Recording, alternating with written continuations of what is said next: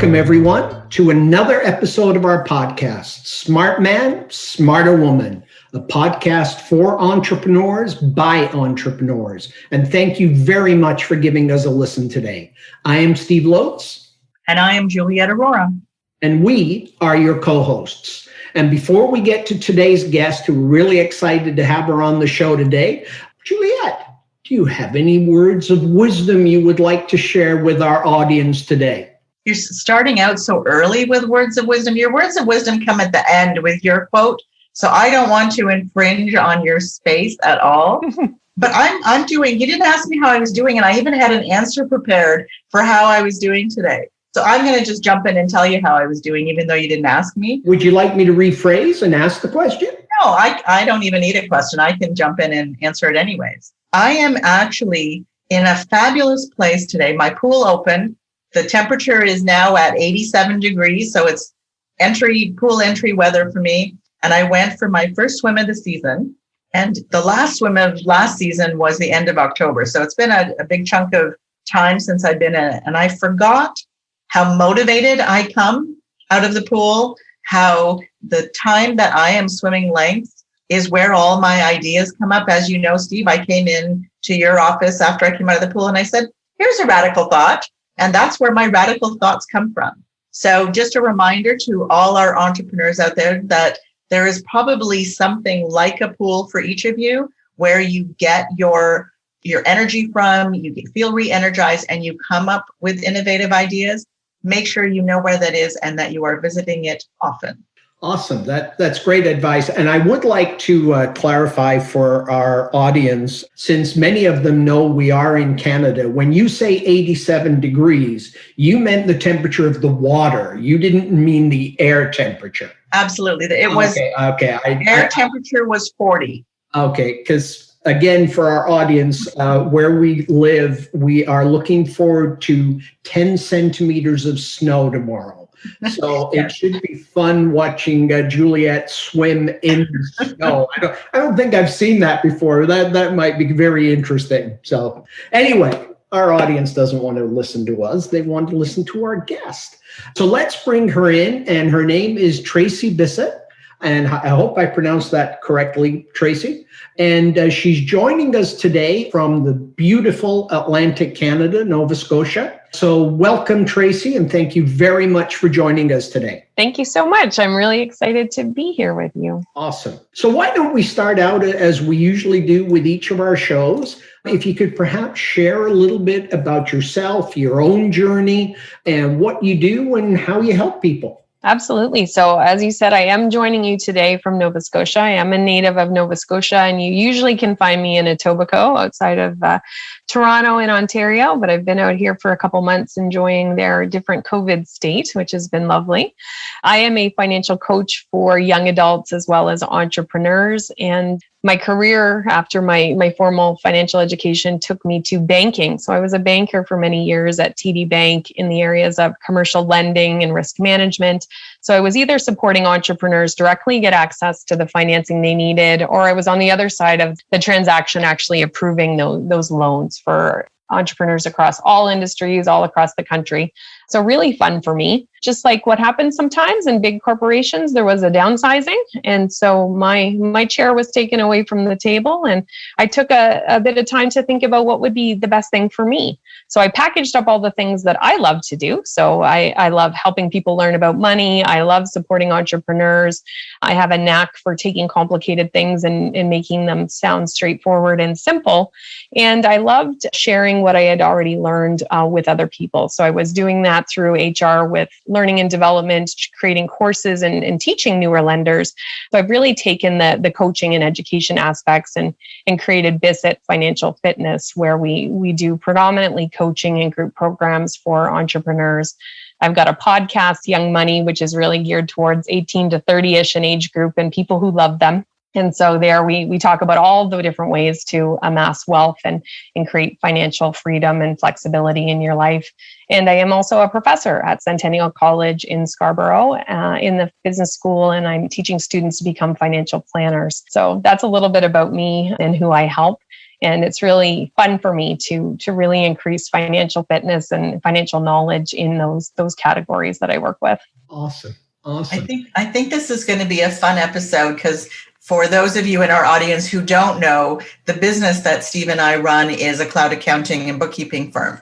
And so we get to talk numbers, and we don't usually get to talk numbers with our guests. So I think it's going to be a lot of fun. Absolutely. And I mean, I think we should just jump right in here and perhaps start out with, obviously you have a very, very, wide range of experience, Tracey, and have probably spoken to many entrepreneurs over the years. What is the biggest mistake or mistakes you see entrepreneurs making when it comes to their finances? So the biggest one I see consistently is either completely delegating the financial side of their business to their bookkeeper or accountant, or putting their head in the sand and just hoping it's going to work out. So people usually fall into one of those two camps. And then there are the exceptions who really take control of the financial side of their business. And even if we think about my example, I was an expert at like 3 things at the bank. Then I started my business and I had to do 50 things. I didn't think I knew how to do 50 things. And so I went out to get some help and make a website, learn how to do marketing, all of those kinds of things. And unfortunately, I see too often that entrepreneurs feel like they're supposed to already know the financial side of their business. And if they didn't take a program of study that taught them, usually their passion is not linked to numbers. That's why they're exceptional at delivering their product or service. So it's kind of this myth that they're supposed to already know it, as opposed to, I need to learn it and I need to take accountability for it. And I don't think any business owner can really hit their goals unless they understand the financial position of the company and then can actually use money and cash flow as a tool to help you get there.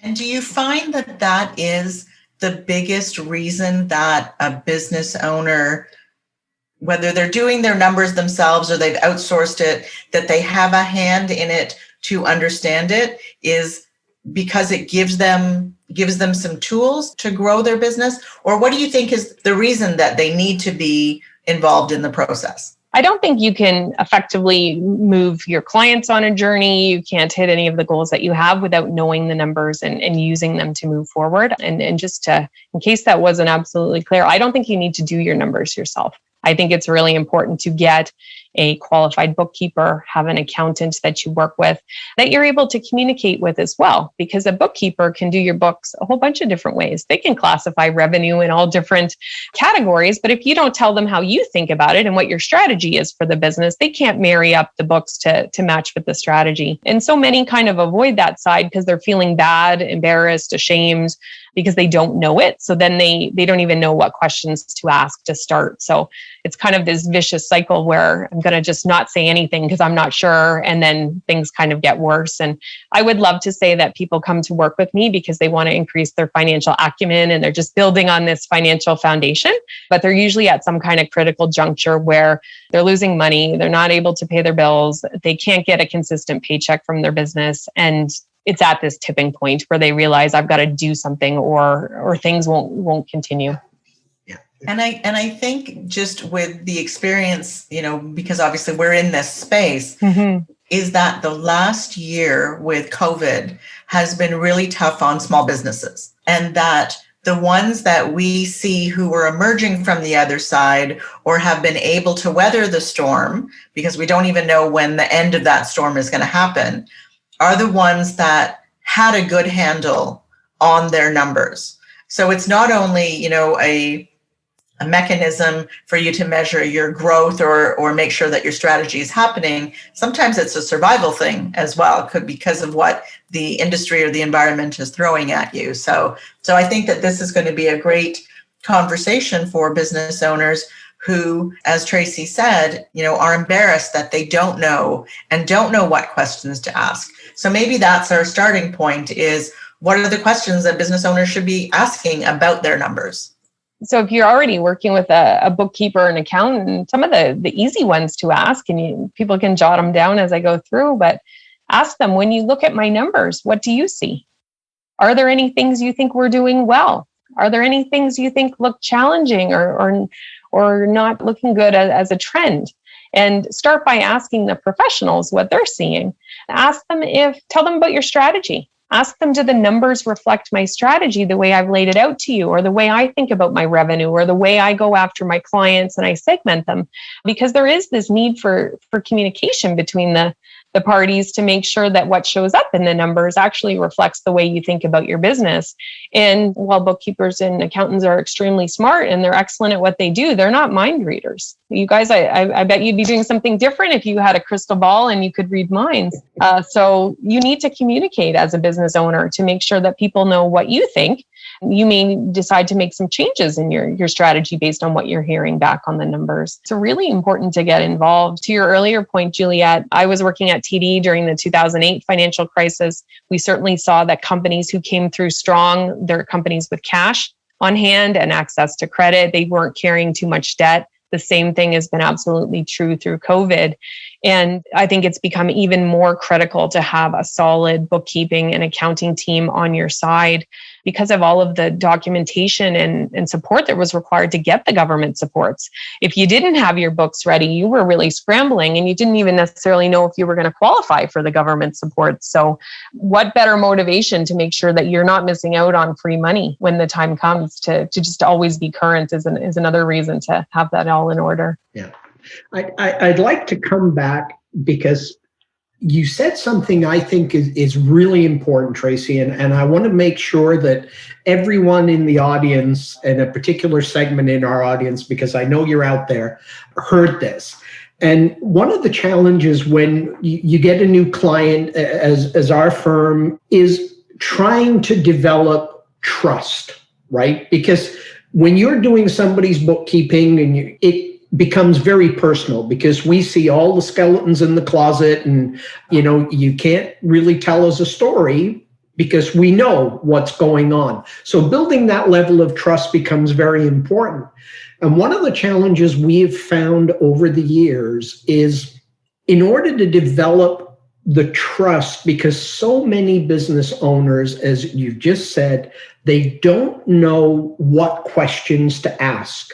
Nobody ever taught them, about business finances and even terminology. And so quite often, you can sit there with them in a meeting and they're nodding their head and they don't understand, but they're nodding their head because they don't want to look stupid, for lack of a better word. And I loved your question. And again, this is for all of you out there who need this. If you're concerned or if you're not comfortable having these conversations with your accountant or bookkeeper, the question of what do you see when you look at these numbers could start a wonderful conversation that could actually also lead to education. So I thought that was a great question and one of the best ones I've heard. So thank you for that. I just wanted to make sure that everyone out there heard that question. Yeah. And then the important thing is when the answer comes, so if Juliet gives an answer to what does she see, not being afraid to say, what do you mean by that? I don't know those terms very well. Could you show me on my financial statements what you mean? Because oftentimes there's just this mismatch of language. Financial statements and financial results, they have a language all to their own. There's lots of acronyms, there's lots of terms that don't make sense. So you might actually be thinking about the same things, but it's very important to get on the same page and just to have that confidence to say, I think I know what you mean, but could you show me? Could you explain what that means to you so I can make sure I'm understanding you correctly? Do you have, when you're working with a client, they come to you and they're either struggling with cash or for your perfect example, they can't, withdraw a regular paycheck. That we see that very often with business owners where the entrepreneurs get paid last. And is there any money left? Okay, I'm going to take a paycheck. So what would be your starting point with them to kind of change that so that there is a regular paycheck that's happening for them? Where would you start? So when I'm working with them, the first thing I do is a financial assessment of their results. And I'm looking at their results year over year, as well as to industry benchmarks, and then talking about what I'm seeing. Then we really dive into understanding the cash flow cycle. So do you have a business where you do work, then you send out invoices and hope to get paid in 30, 60, or 90 days? Or do you have a kind of business where you get deposits up front and understanding their very specific cash flow cycle? From there, it's digging into the pricing. Because I work with business owners, typically sales are between 100,000 and 2 million. So there's usually not tons of profit. There, on paper, there might be a break even, there might be a loss, maybe a little bit of a profit, but then it's digging into, are you actually profitable on what you're selling? And from there, then it's what's the appropriate strategy. Too often I see, and I'm sure you guys do this as well, that there's so much focus on the top line and there's not very much focus on the bottom line. And COVID, I've seen it with so many clients that in reduction in the revenue, when they got clearer on their expenses and reduced them, they actually made more money than when they had higher revenue and higher sales. And that's just a beautiful thing to learn that in a nice, safe way, because they actually made more money, because it's really driving decisions going forward. So then, okay, if I'm not paying somebody else, what's left for me? And then I get into cash flow forecasting. So then we can play, okay, what if you got one more client? What if you got two more clients? Let's adjust the numbers. Now let's put in what we think would be a reasonable amount for you to take out every month. And let's actually put it in a spreadsheet and see how that plays out. And COVID as well has shown us how critical it is to make sure you're getting paid as the business owner. And there's three ways to get paid. You have salary, you get expense to the company, you can take dividends, or you can pay out shareholder loans.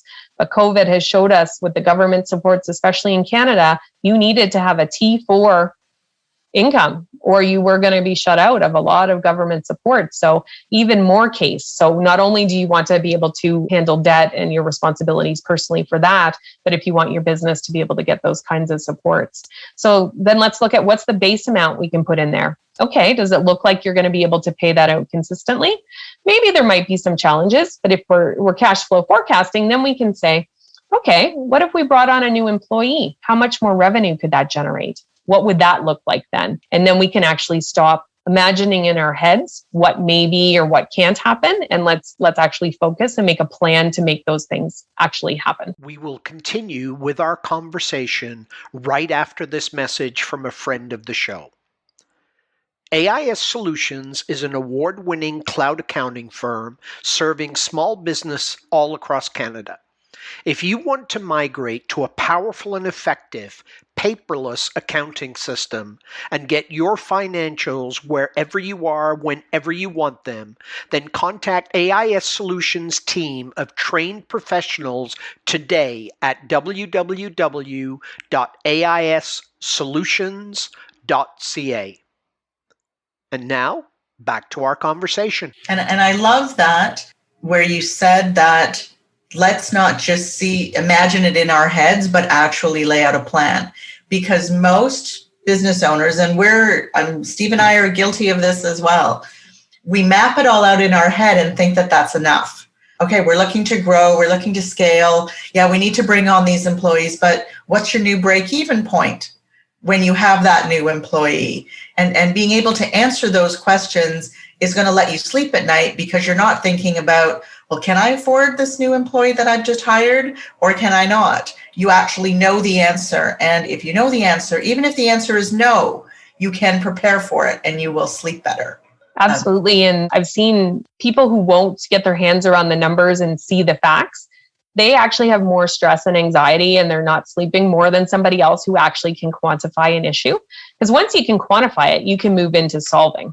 And you can decide what you can do, what you're comfortable with. Everybody's got a different tolerance for risk. So if you are comfortable knowing you might have a cash flow shortage in 3 months, but you know that bringing on the person is right now, it's the right thing to do, and you know that you can turn on sales when you need to, you're going to do it. Somebody else might say, you know what?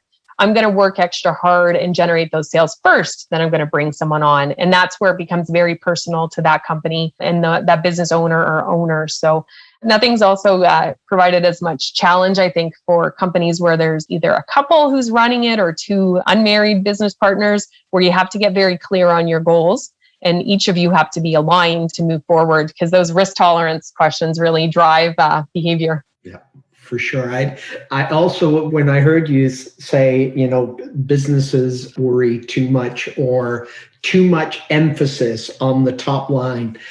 It made me think of how many times we've had that conversation with business owners. And, really the only ones who care about that top line are your suppliers. And your so ego. And ego, absolutely. And it always reminds me of that, what is it? Revenue is vanity, profit is sanity, and cash is king. And I think if more small business owners had that, painted on their walls so they look at it every single day, I think it would serve them well over time.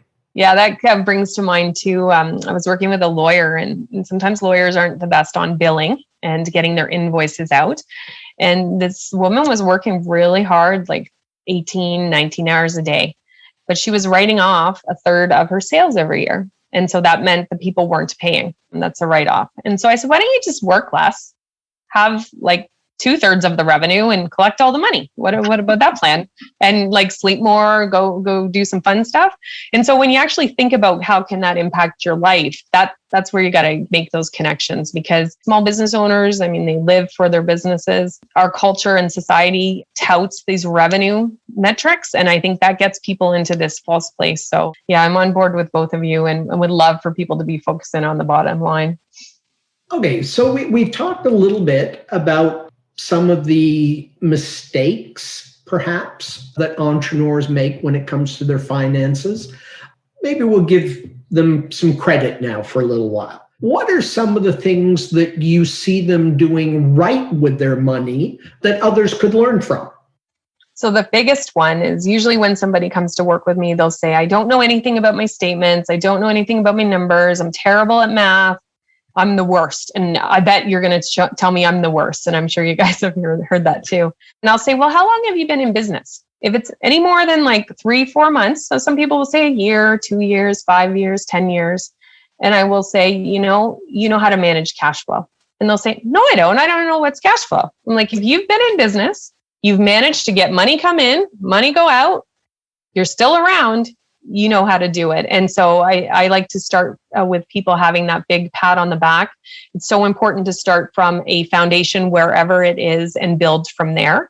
And the entrepreneurs may not talk about it the way that we do. They might not manage it efficiently or effectively, but the mere fact that they are still in business and have been able to manage cash flow over whatever length of time their business has been around is a testament to their ability and their success. So I think that needs to be really celebrated. Very good. So is there something that if a business owner is listening to the podcast and they said, okay, well, I get my statements every month. I kind of look at them, but here's what I want to do. What would you recommend as being their starting point? You talked about whether or not if they have a bookkeeper, what to have that, or an accountant, to have a conversation with them.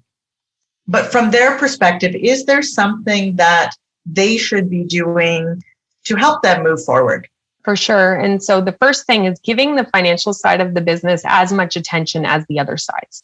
And so I'm not talking about dedicating hours and hours a day on the financial side of the business, but at least setting a regular time monthly. And I think for people where it's not your skill set yet, or you're trying to improve your financial acumen, weekly is a great frequency to get focused.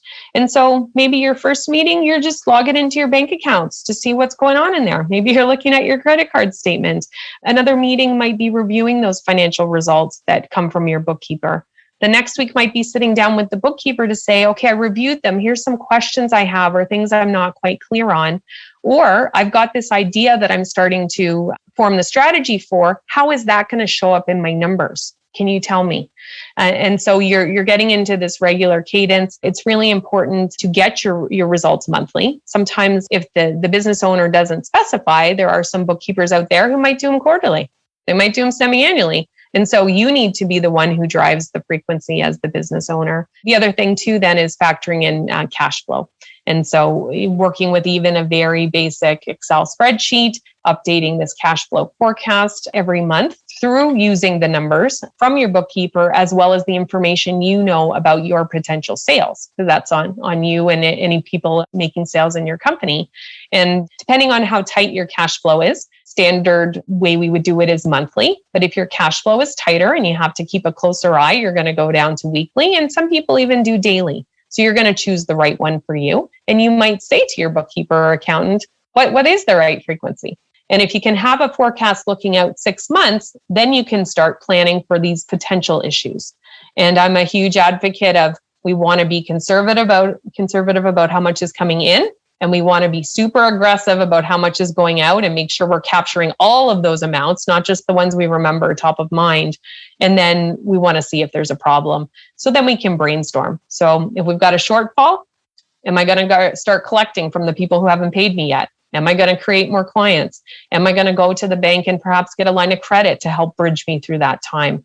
But the more lead time we have, the more we can actually solve for, and we can get other people involved to help us, like our bookkeeper and accountant, because they've been through this before. They'd be very helpful at helping us figure solutions. That's great. That reminded me, Juliet, of when you and I are working on our budgets sometimes. You know, that part where be conservative with revenue and do you remember us having those conversations? I do absolutely remember having those conversations. So you touched on something about lending. Mm-hmm. So there are a lot of business owners who don't really have a great relationship with a bank manager or a business bank manager, but want to maybe expand or are going through a cash flow crunch and want to approach a bank. So with your experience on the lending side, is there any advice that you could give them of maybe what banks look for or look at when they go and ask for some credit? Absolutely. So first of all, banks generally aren't in the business of funding startups. So if you're starting from scratch, know that. It doesn't mean it's not possible. So when I left my role and I started my company, the very first thing I did was get incorporated because I wanted to protect for liability. But then I went and got a business bank account, which is absolutely critical. And I got a credit card and a really small line of credit. Because I didn't have a track record, that's all based on my personal credit score. But there's no way my credit reputation in my business can start and grow if I don't do that. If you have a banker and you're unhappy or you're looking for a new one, I think it's really important to talk to people you know, especially if you're going to deal with someone local. So ask friends and colleagues, other business owners who they are dealing with. Ask your bookkeeper and accountant for recommendations. Because just like anything, there's great people to deal with. There's not so great, even in the same organization. So why not get to the person that you know has been recommended? They're going to be looking for your financial statements. So if you've been in business for a while, they're probably going to be looking for 3 years of financial statements. If you're looking for a loan of any size, they're probably going to be looking for a cash flow forecast to support how you're going to repay that loan. And you want to develop that relationship before you need it. You want to make sure that it grows and your company access to credit grows as your company does. You may have that, you're going to have definitely your day-to-day relationship with one of the big banks or credit union, but also not to discount Business Development Bank of Canada, because they are the bank for entrepreneurs. They all have a higher tolerance for risk. And so they can step in sometimes where the traditional banks can't. And so it's great to develop a relationship with them as well. You can actually get there and usually get introduced through your primary banker where your day-to-day bank account is. But look for all of those sources. And BDC, especially Business Development Bank of Canada, they've got some tremendous resources on their website. They even have business plans, because if you are starting from scratch, they may be looking for a business plan. They give you all the tools and templates free that you can look to. They give you even checklists when you're going and you're assessing your financial situation. And they actually have a financial management game, if you can imagine, where you can kind of assess your knowledge in a fun way. And the final piece I would say on the lending side, without getting too complicated, the bank's going to put your statements into a Moody's risk rating system. They're going to analyze the financial ratios and then they're going to see what their view is on the risk. So knowing they're coming from that landscape gives more credence to understanding how your financial statements look and show up. But the very final piece is the banker is not your best friend. And especially with women entrepreneurs, I see this. There's a lot of oversharing. Sometimes there's crying, there's tears, there's not a professional level to the relationship. And so you want to be transparent. You want to be able to speak to your own numbers. It's okay if you wanted to bring your accountant or your bookkeeper with you to get into the details, but it's really important for you to be able to communicate the story of your business. If you did have a loss before, why? What did you learn? What are you doing differently going forward? Nobody expects an entrepreneur to be perfect, but they do expect them to be transparent, to be knowledgeable, to be enhancing their skills, and they're assessing management credibility. So having a firm grasp of your strategy and how it links to the numbers is really important. That's so much great advice. Perfect advice. Yeah. Yeah. And you mentioned all the free gifts that the Business Development Bank of Canada have on their website, and make sure that we don't miss that you have also very generously offered to provide a gift to our listeners. So maybe you could tell us a little bit about that. Absolutely. So if you've been inspired, you want to start having these money meetings with yourself or with your business partner or your bookkeeper, you can head over to bizmoneycoach.ca and download a money meeting agenda. And your first meeting might be just looking at it. And that's okay, because wherever you're starting is the starting place for you. And then you're going to schedule your next meeting and you're going to make it a regular thing in your calendar. So if you head over to bizmoneycoach.ca, you can download that money meeting agenda and get started today. There's no need to delay things. I appreciate that. Yeah. Great starting point for so many of our listeners. That is. Yep. And we will make sure that in the show notes, we have all that information for everyone. And that brings us to that part of the show where we ask our guest, the famous, and they're becoming famous. I know you think that they're becoming famous. Hey, they're famous to me. So that's very important. The 6 questions we ask all of our guests. And Tracey, if you're ready, we could get started. I am ready. All right. Question number 1. What one word best defines an entrepreneur? Resilient. What profession other than your own would you like to attempt? Not that I'm going to go back to school, but if I was kind of starting over, I would become a veterinarian. Awesome. What profession would you like never to attempt? Dentist. What sound or noise do you love? So I have 2, and one kind of ties into Juliet and the swimming pool, but I love the sound of water and waves, especially growing up in Nova Scotia. That's very calming. I love that. And I also love music. So any kind of music. I've got music on all the time. So 2 sounds for me. Awesome.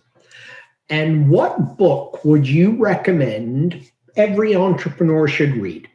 Atomic Habits from James Clear. And not that I think you need to follow every single thing in it, but I think that when you can create good habits and good routines, especially when it comes to financial stuff, but anything, you're going to have repeatable success. And that's really the key. It's all those small successes adding up to create big success. Absolutely. And a little plug for James Clear, because I'm a huge fan. Love that book. Also love his newsletter. I think it is one of the best newsletters out there. It's an easy read and there's lots of wisdom every week.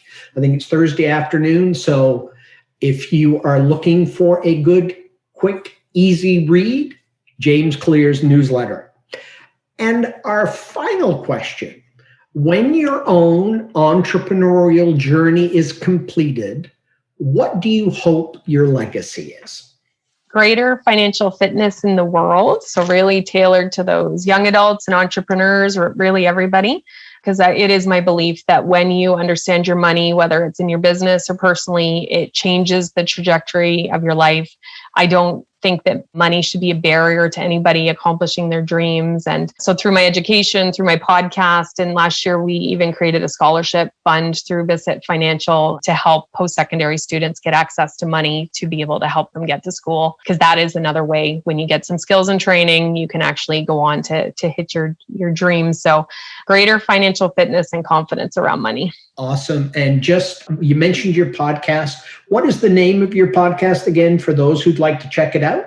a Young Money podcast with Tracey Bissett, the advice show for millionaires in the making. And we've been running strong since December 2017, new show every week, and try to make it fun. So lots of shows around things in pop culture, lots of shows related to music, because I do think we can learn about money from everything that's going on. We can learn good things and things not to do. So no shortage of inspiration. Terrific. And for those in the audience that want to connect with you, Tracey, what is the easiest way for them to do that? Best way is to reach out to me on LinkedIn. So Tracey has an E, Bissett has 2 S's, 2 T's. Love to hear questions and comments from today's interview. And if you do download the Money Meeting Agenda, you're going to get dropped right onto my website, so you can check out other stuff there. Perfect. And before we conclude our episode, are there any final thoughts, Tracey, you would like to share with our audience of entrepreneurs? It's really important to be kind to yourself. So I talked about financial fitness being a journey. We're starting wherever we are. We can take small incremental steps every day, but we're going to step off that path. We're going to make a mistake. That we're all human. So having kindness with yourself to get back on track and keep moving forward. I think that's really important, especially everything that's gone on the last year with COVID, things being so uncertain and people being able to persist and be resilient. Have some grace and kindness for yourself. Great advice. And what about you, Juliet? There was tons of great information in the last, half an hour, 35 minutes that we've been speaking. So I'd certainly recommend to our audience that if you heard it once, wait a couple days and then listen to it again, and you're going to get something completely different out of it. And you're going to pick up other pieces of information. I mean, obviously, we're in the finance space for entrepreneurs. And so realize how important it is to the success of your business. And Tracey has shared so much information that I think will just help move them all forward. So thank you very much, Tracey. I thought it was a lot of great information for our audience today. Thank you. Yeah, agreed. And that brings us, as we wind down, to our words of wisdom for this episode. And this episode, I selected the following. I believe that through knowledge and discipline, financial peace is possible for all of us. Dave Ramsey. Excellent. And so, again, we come to the end of another episode. Thank you again, Tracey. Great guest. As Juliet mentioned, lots and lots of very valuable information for entrepreneurs. Thank you to you, Juliet, my awesome co-host. And most importantly, thank you to you, the listener, for tuning in. We hope you found some value. If you did, we would love it if you would subscribe. And you can check us out at the website, smartmansmarterwoman.com. So thank you. Until next time, take good care of yourself and those that you love. Bye for now.